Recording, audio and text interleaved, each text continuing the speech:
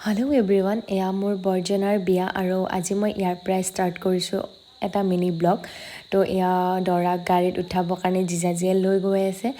তাৰপাছত ফাইনেলি দৰা গাড়ীখন ৰেডি আৰু দৰা গাড়ীত বহাব। যিহেতু বিহাৰী নিয়মত বিয়া হৈছিল, বিহাৰী নিয়মতো এনেকুৱা বহুত কিছু মানে আমাতকৈ অসমীয়া নিয়মতকৈ বহুত বেছি নিয়ম আছে। চ' গাড়ীত বহোৱাৰ আগতেও বহুত নিয়ম নীতি কৰিহে তেওঁলোকে গাড়ীত বহায়। তাৰ পাছত এইখিনি নিয়ম নীতি কৰা হোৱাৰ পিছত মই ডাইৰেক্ট গ'ল পালোঁ কইনা ঘৰত আৰু ইয়াত অকণমান বম চম ফুটালে। বম ফুটোৱাৰ পাছতহে মেইন খেলটো আৰম্ভ হ'ব। পূৰা বেংক পাৰ্টি, পূৰা নাচিছোঁ আৰু ইমান বম ফুটাইছে সঁচাকৈ ইমান বেছি ভাল লাগিছে নহয়। এয়া চাওক না, ইমান মজা লাগিছে।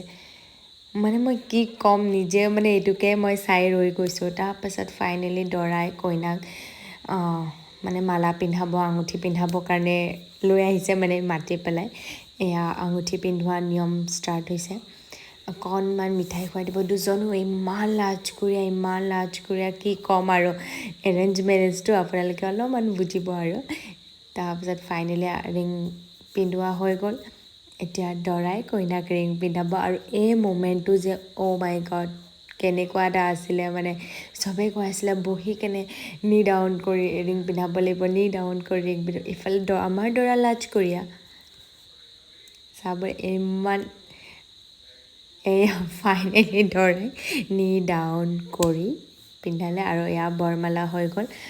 বৰমালাত এতিয়া কইনাক কি খেল দেখুৱাই চবেই মিলি একদম। তাৰপাছত হ'ল এয়া কিবা সিহঁতৰ কন্যাদান পৰ্ব। আমাৰতো হোমৰ গুৰিত হয়, সিহঁতৰ কন্যাদান পৰ্ব হ'ল। এনেকৈ বহুত নিয়ম নীতিৰ মাজেৰে বিয়াখন ভালে ভালে সম্পূৰ্ণ হ'ল। Bye bye.